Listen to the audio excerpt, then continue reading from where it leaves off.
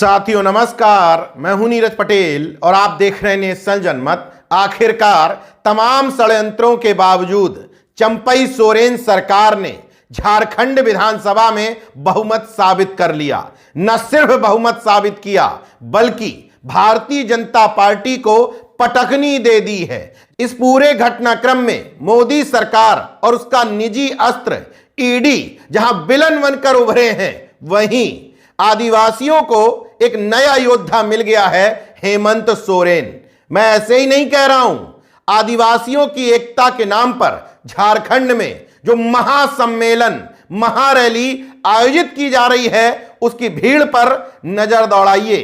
जहां जहां निगाह पहुंचेगी आपकी, वहां वहां आपको आदिवासी समाज का व्यक्ति हेमंत सोरेन के समर्थन में और भारतीय जनता पार्टी की षड्यंत्रकारी सोच के विरोध में खड़ा दिखाई देगा। यह नजारा जो आप देख रहे हैं, यह रांची में आदिवासी एकता महारैली का नजारा है जो हेमंत सोरेन के समर्थन में बुलाई गई है। अब दूसरा नजारा देखिए, यहां आदिवासी समाज के लोग सड़कों पर हैं, मुंह में नारा है, जेल का ताला टूटेगा, हेमंत सोरेन छूटेगा।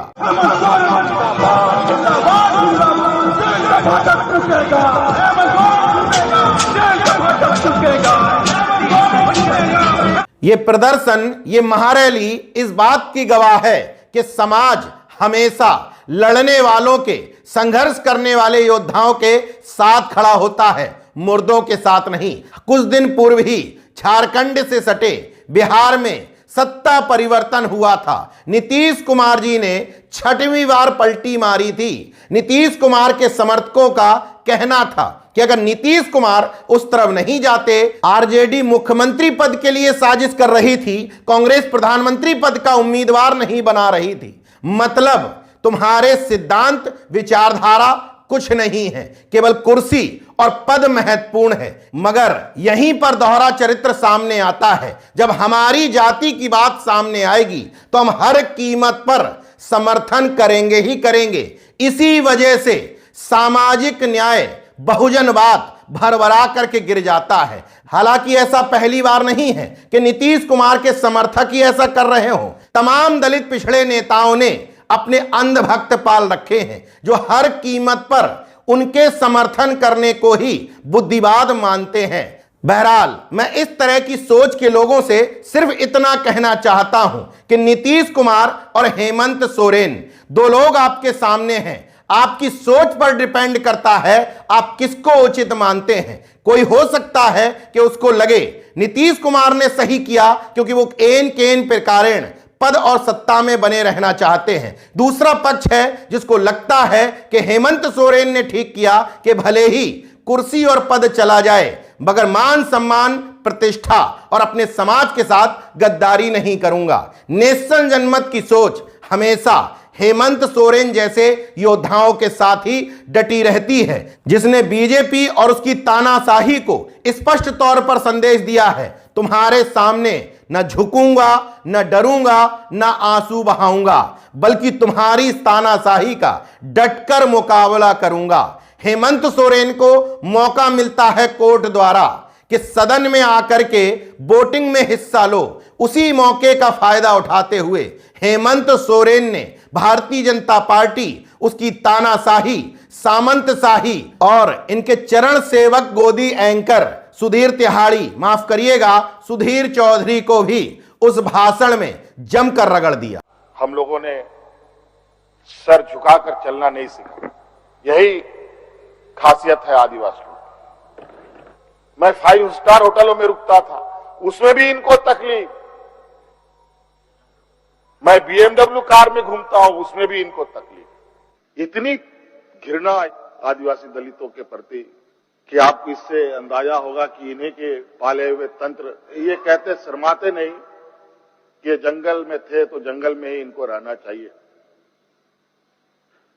हम जंगल से बाहर आ गए, इनके बराबर बढ़ गए तो इनकी कपड़े मैले होने लगते। इतना ही नहीं, बीजेपी को चुनौती दी कि सदन में कागज पटक करके दिखाएं कि मैंने 8 एकड़ जमीन कहां खरीदी है। साबित कर दोगे तो राजनीति से इस्तीफा दे दूंगा। आज मुझे किस लिए अरेस्ट किया गया अध्यक्ष महोदय? 8.5 एकड़ जमीन के घोटाले पर। अगर है हिम्मत सदन में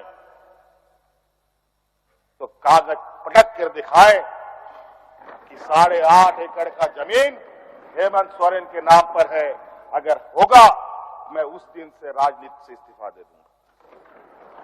इसके अलावा सदन में बैठे हुए भाजपाइयों से भी कहा कि हमारे राज्य के ही कुछ लोग सामंतियों के चरणों में झुके हुए हैं, इसलिए झारखंड की यह दुर्दशा है। दुर्भाग्य है अध्यक्ष महोदय इस राज्य का। तथाकथित हमारे राज्य के ही कुछ लोग जो ऐसे सामंती विचार वाले के चरणों में जाकर के झुककर उनकी सेवा और पूजा अर्चना में लगे, नहीं तो इस राज्य की इतनी दुर्दशा नहीं होती अध्यक्ष। बीजेपी की तानाशाही के खिलाफ पाला खींचकर लड़ने का मन बना चुके हेमंत सोरेन ने ईडी, सीबीआई, इनकम टैक्स किसी को नहीं बख्शा। अध्यक्ष महोदय, ईडी, सीबीआई, इनकम टैक्स, जिनको देश के विशेष और काफी संवेदनशील व्यवस्थाएं कही जाती है, जहां करोड़ों रुपया 12 लाख 14 लाख करोड़ रुपया डकार कर इनके सहयोगी विदेश में जाके बैठे हैं, उनका एक बाल बाका करने का औकात इनके पास नहीं है। इनके पास औकात है देश के आदिवासी, दलित, पिछड़े के ऊपर और बेगुनाह लोगों पर, और उसमें भी गुनाह किया हो तब की बात तो अलग है, बेगुनाहों पर अत्याचार कर। हेमंत सोरेन ने इस पूरे घटनाक्रम में जहां एक तरफ तानाशाह बीजेपी को कड़ी टक्कर दी है, वहीं दूसरी तरफ दलाल मीडिया के मुंह पर भी जोरदार तमाचा लगाया है, जो बार बार कह रहे थे कि हेमंत सोरेन अपनी पत्नी को मुख्यमंत्री बना सकते हैं। खबरें चलने लगी थी कि झारखंड को दूसरी राबड़ी देवी मिल सकती है, मगर हेमंत सोरेन ने न सिर्फ दलाल मीडिया के मुंह पर जोरदार तमाचा लगाया, बल्कि परिवार के मुंह में पड़ करके पार्टी और मिशन को बर्बाद करने वाले लोगों को भी नसीहत दी है। हेमंत सोरेन ने मुख्यमंत्री के लिए एक ऐसे शख्स चंपई सोरेन का नाम आगे किया जिसको झारखंड टाइगर नाम से जाना जाता है, और वो शख्स अपनी ईमानदारी और सादगी के लिए पूरे झारखंड में चर्चित है।